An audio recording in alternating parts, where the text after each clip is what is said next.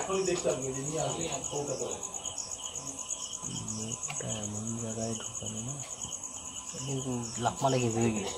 হ্যাঁ ধরে গেছি, দাঁড়া লেজটাকে ধরে নিয়ে এলো, লেজটাকে ধরে মাথাটা চাপ পড়েনি, মাথাটাই চাপ এদিক আসবে না। একটা সরু কাঠি মাটি কিছু নেই তো, একদিকে দিকে আসতে দাঁড়া। হ্যাঁ মাথার সাইডে চাপ পড়েছে, হ্যাঁ মাথার সাইডে চাপ পড়েছে, হয়ে যাবে।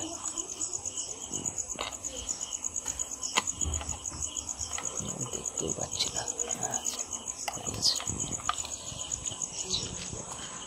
ফটো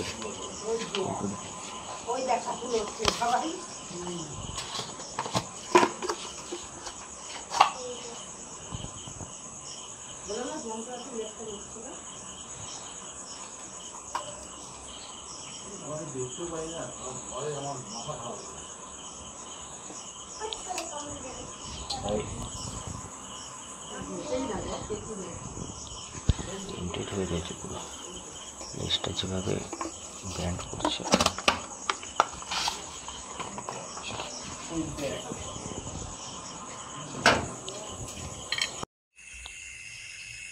তো আপনারা দেখলেন জাস্ট কিছুক্ষণ হলো একটি উল স্নেক মানে ঘরচিতে রেস্কিউ হলো, নন ভেনোমাস। তো এটাকে আমরা রিলিজের জায়গায় এসেছি।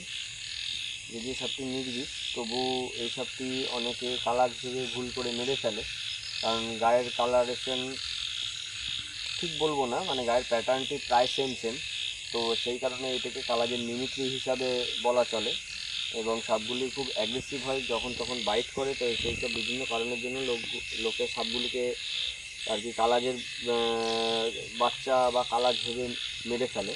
তো যার জন্য একটি সেফ জায়গায় নিরিবিলিতে এখন সাপটিকে আমরা ছেড়ে দেবো, আমরা দেখাবো পজিশনটা, দেখাবো সুন্দর জায়গা। এইখানে সাপটিকে আমরা ছেড়ে দেবো সুন্দরভাবে।